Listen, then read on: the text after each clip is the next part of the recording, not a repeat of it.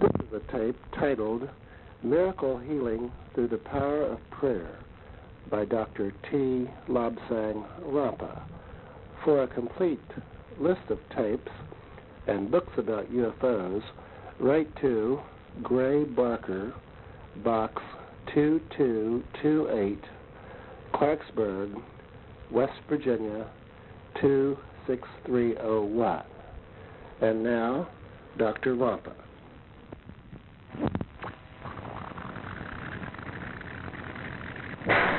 This is a talk about the power of prayer. All religions believe in the power of prayer, but few people understand the mechanics of the process. Few people understand why prayers work for some and seemingly never for another. Most Westerners believe that people of the East either pray to a graven image or do not pray at all. Both statements are untrue. And I am going to tell you now how you can remove prayer from the realms of mysticism and superstition and use it to help others. For prayer is a very real thing indeed. It is one of the greatest forces of this world when used as it was intended to be used. Most religions have a belief that each person has a guardian angel or someone who looks after that person. That also is true. But the guardian angel is oneself, the other self which is at the other side of life. Very, very few people can see this angel, this guardian of theirs, while they are on the earth.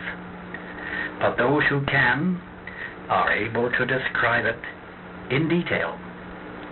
This guardian, we must call it something, so let us call it guardian, has not a material body such as we have on earth. It appears to be ghostly. Sometimes a clairvoyant will see it as a blue scintillating figure larger than life size and connected to the flesh body by what is known as a silver cord. That cord which pulses and glistens with life as it conveys messages from one to the other. This guardian has not a body such as that of earth, but it is still able to do the things which the earth body can do, with the addition that it can do very many more things which the earth body cannot. For example, the guardian can go to any part of the world in a flash. It is the guardian which does astral traveling and relays back to the body through the silver cord that which is needed. When you pray to yourself, to your other self, to your guardian. And if we knew properly how to pray, we should send those prayers through the silver cord, because the connection we use now is like a telephone line, which is a very faulty line indeed. And we have to repeat ourselves in order to make sure that the message gets through as we intend it. So, when you pray, speak as you would speak through a very long-distance telephone line. Speak with absolute clarity and actually think of what you are saying. The fault, I should add, lies with us here on this world, lies with the imperfect body we have on this world. The fault is not in our guardian. Pray in simple language, making sure that the requests are always positive and never negative. Having carefully framed our prayer to be absolutely positive and to be absolutely clear of any possibility of misunderstanding, repeat that prayer perhaps 3 times. Let us have an example. Suppose, for instance, that you have a person who is ill and suffering, and you want to do something about it. You should pray for the relief of that person's suffering. You should pray 3 times, saying exactly the same thing each time.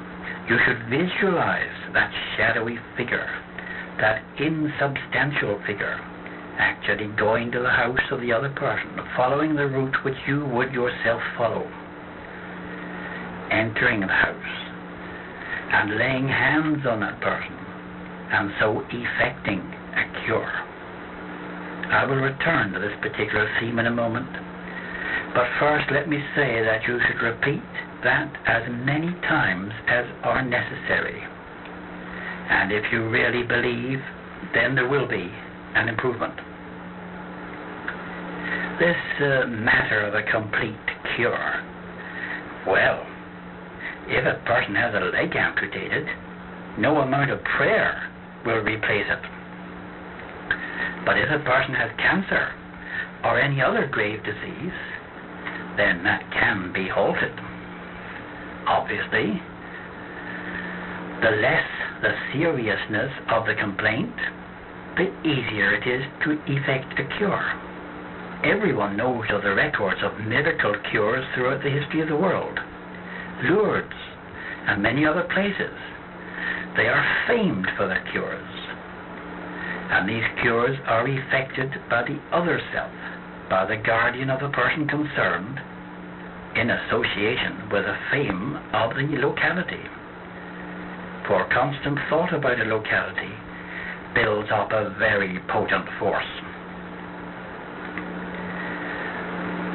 Lourdes is known throughout the world as a place of miracle cures, so people go there utterly confident that they will be cured.